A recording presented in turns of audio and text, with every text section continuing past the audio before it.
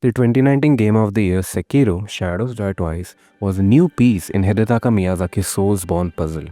With Dark Souls 3 being the most recent addition, players expected the same proven formula to return. But if you played the game even for half an hour, you'd realize it's not quite like that. The mysterious lore, well-connected semi-open world, and stellar boss design were reminiscent of the formula, but the execution was something completely different. As frequently stated, it feels like a dance. The more you progress, the more you become one with the game. What starts as a foreign concept gradually becomes a self-reflection of how you evolve throughout your journey.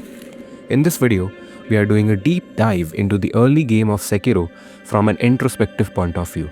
At each stage, we'll understand how players tackle the given situations and how From Software's game design helps us to do so. First, we need to understand what the early game actually consists of. Is it something clearly stated in game or something I'm defining myself? It's both. Based on these world states, I'm defining early game as the daytime state. Starting at the tutorial, we're introduced to the new movement mechanics like ledge hang, double jump, crouching for stealth, and climbing. One quick tip: change the input options to match your input mode, whether that's keyboard, mouse, or controller. But the game defaults to controller. If you want to understand why this is the case, stick around till the end of the video where I cover the game development side of things. Coming back to Sekiro. Once we complete the tutorial parkour, we are given our weapon for the rest of the game, the Kusabi Maru. The person who gives it to us is the divine heir, Kuro. At this stage, we know close to nothing about what's happening in this depiction of the Sengoku era of Japan. But a sense of danger is immediately instilled in the player. Near zero health points, a red wing net amplifying our low health, and mobs outside torching the area. Everything screams urgency. Kuro gives you a task. Call upon him when you determine it's safe to escape this grave situation. And so, we proceed on our bloodlust. A word I'm using deliberately, which will make more sense in the mid-game video. We are introduced to new combat mechanics: the deathblow, stealth kill, deflection, and the posture meter. Posture isn't exactly new, but this is the first time it's taken center stage in combat and is visually displayed. In previous titles, more experienced players frequently use terms like poise or stance, which essentially referred to hidden damage you dealt to an enemy. Once you filled a particular threshold, the enemy became vulnerable to critical hits. Sekiro gives you a choice for defeating enemies: either deplete their health bar or fill their posture meter and perform a death blow. For boss enemies, the ones with names on the HUD, our death blow is mandatory to either finish the battle or progress to the next phase. The tutorial boss is pretty easy, and it's nothing like what we have seen in previous titles, such as Eudex Gundyr in Dark Souls 3. He's optional and an experienced player will most certainly skip him. For the sake of this video, I'm choosing to defeat him. In the ravine, we do some more parkour and make our way to the door where we signal Kuro to meet us. Even if you defeat Genichiro here, he still cuts off our arm, and that's where the tutorial ends. So, up until this point, the player has gotten their first hands-on experience with the movement and combat mechanic. From Software's game design relies heavily on neuroplasticity, the brain's ability to rewire itself based on what you learn, practice, and experience. Given how often you'll use these mechanics, your brain will adapt quite well to the feel of Sekiro. To help you even more on your journey, the devs added a practice NPC with surprisingly accurate lore. Hanbei the Undying is your corrupted buddy, adjective intended, who helps you practice different art styles. You can learn why he's undead later in the story, though it's not that important since he only helps you practice up to the Mikiri counter, which can be unlocked in the early game. Moving into the semi-open world, our first traversal through the landscape happens in Ashina outskirts. Sekiro, like previous titles, rewards exploration with items. The important ones here are the different types of sugars. Another beauty of Souls games, especially Dark Souls 3 and Elden Ring, is that the landscape shows you where you need to go. This subconsciously sets a goal in the player's mind and provides satisfaction upon arrival. Because the duration between seeing the objective and actually getting there is so large that it becomes an aha moment. In this case, we need to reach Ashina Castle where Kuro is being held. So we continue on our journey. slaying anyone in our path, and we'll soon encounter our first mini-boss, Samurai General Naomori Kawaraga, more like General No More Kawaii. He's pretty easy and you can get a free death blow on him as well. There will be more of these guys throughout the game, so don't worry about it. Soon after, we'll encounter an old lady looking for her son, seemingly holding on to something.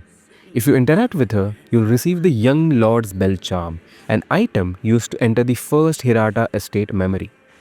Do grab that for some excellent boss fights and items. Now we are going to come across our first roadblock, the mandatory chained ogre.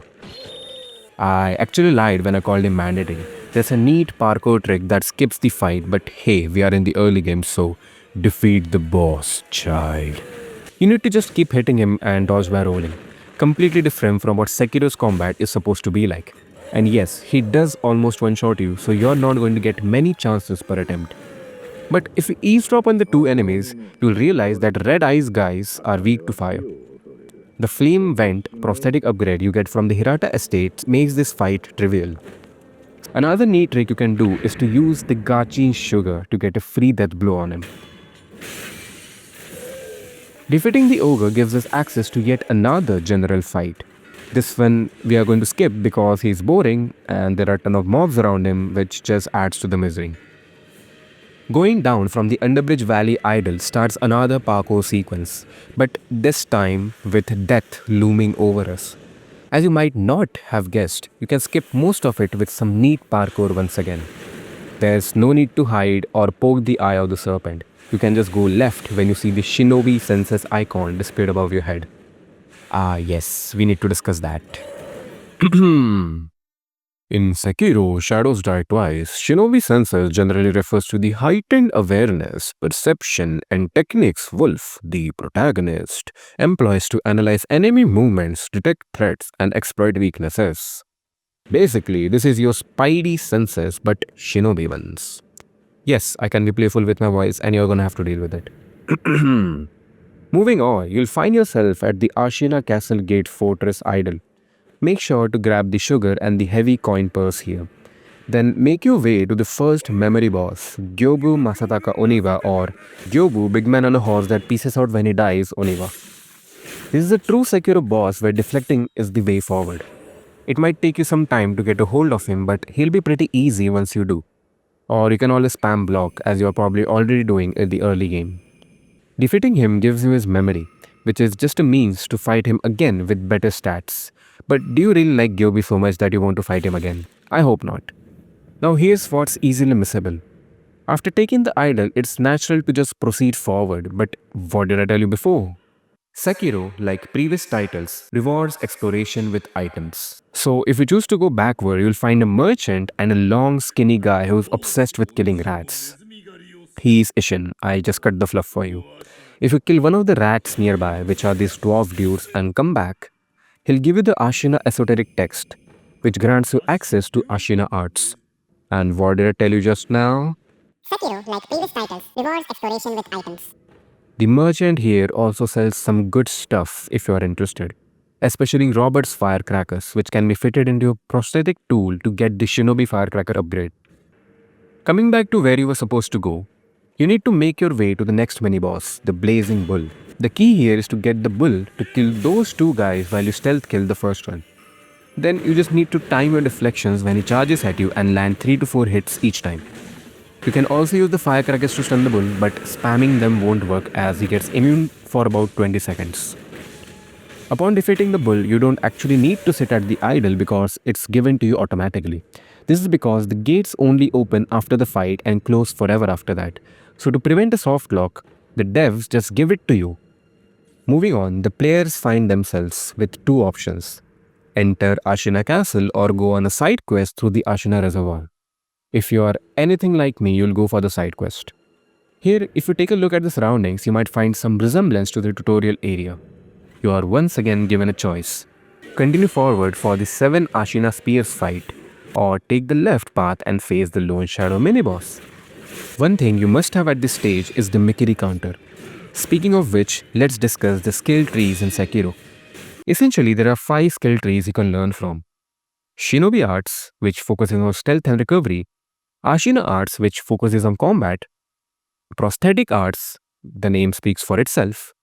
Temple arts, which is mostly useless. And finally, Mushin arts, which is not an early game skill tree. Where were we? Yes, Mikiri counter. This guy becomes much easier with the Mikiri counter. The player at this stage might just rush through the area, aggro every mob, and make a mess of the fight. But you'll soon realize you can skip all of that if you approach from the side with the added reward of a free death blow. He can be a difficult boss in the early game, so give yourself time to understand him. The other option is in greener. Lone Shadow Long Swordsman is another mini boss that blocks progression. You can get a free death blow, but even after that, he's still a tough fight. My advice, learn the song. Once you know that rhythm, you'll know when to be aggressive and when to deflect. This is also where our early game ends, so let's return to Ashina Castle.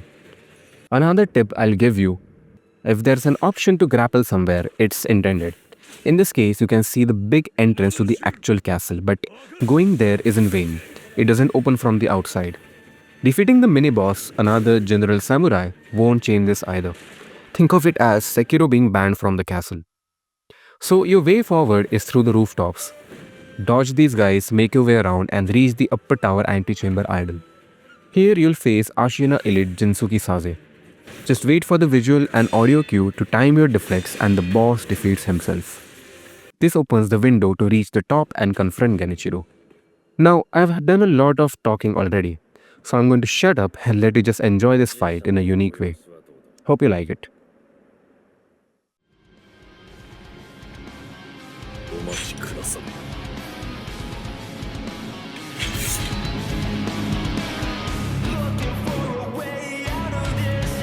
るほど。貴様を殺しきらぬ限り、流々に我が手にはできぬ。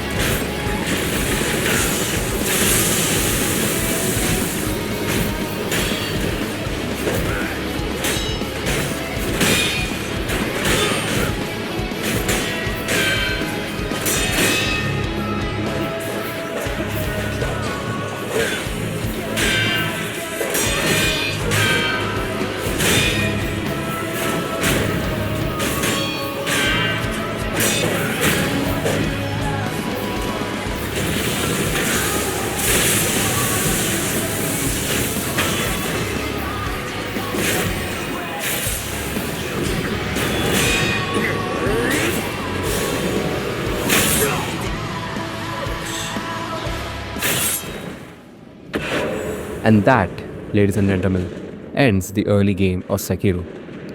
So looking back, we can see it serves a singular brutal purpose: deconstruction.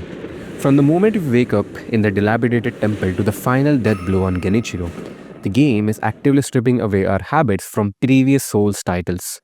It forces us to stop rolling and start standing our ground. We started as a shinobi with zero memory and a prosthetic arm, fumbling through the Ashina outskirts. We faced the chained ogre who punished our hesitation. We faced Gyoubu who taught us the rhythm of deflection. And finally, we ascended Ashina Castle to face Genichiro, a test not of our stats but of our neuroplasticity. The early game is essentially one massive tutorial designed to rewire your brain. It rewards exploration with tools like the flame vent and axe, and it punishes fear with the posture system. By the time the lightning strikes atop that castle, you are no longer just surviving, you are beginning to dance. But defeating Genichiro is only the graduation ceremony. The sun is beginning to set over Ashina. In the next video, we'll dive deep into the mid-game, where the training wheels come off, the world opens up, and the focus shifts from mastering mechanics to unraveling the deep, twisted story of the dragon's heritage and the price of immortality. But before you go, I want to hear from you. Think back to your first time playing Sekiro. Did it click for you instantly, or were you like me, stuck on the chained ogre, questioning your life choices and spamming the dodge button? Drop your first time experience in the comments below. I love to read through your struggles and victories. Not because I like to read other people's misery, but I want to see how you overcame that. There are going to be moments in our life when we feel that the task ahead of us or the situation we are currently in is something that is too much to solve. But looking back, you would realize that there have been countless such situations and you've always survived them. And I would say more than survived them, I'm pretty sure I've excelled them. So, whatever heavy thing that you're facing right now, remember, in some years, it's not going to stress you. So, it should not stress you right now. That's the advice given to me by my idol. So, yeah, drop your first experience in the comments below, and I'd love to read it. I'll see you in the next one. Take care. Hey, if you're waiting for the game developer side of things, as I said. So basically, game developers mostly develop games for consoles as they are the standard for gaming requirements for years to come. So developing for console means binding inputs to a controller. But even after that, we can play them on PC. So how does that happen now? Think of it as a chain reaction. When you press the left mouse button, it then presses RT, the right trigger on a virtual controller. And this input is registered by the game. So the input is still through a controller, it's just that the controller is virtual. Rather than making a completely new development cycle, you just emulate a virtual controller behind the scenes and make the game ported on PC. So yeah, that is how developers do this neat trick of creating or developing a game for one platform and then porting them to other. Now obviously different studios do this differently. Some developers might actually make it for different platforms separately, but this is a very known technique to make games and then port them to other platforms. So yeah, I hope you like it and I hope you found it interesting. I'm finding game dev very interesting, so let's see if I want to go deep dive into that. So yeah, that was it for this video. Thank you for sticking around till the end. See you in the next one, brother.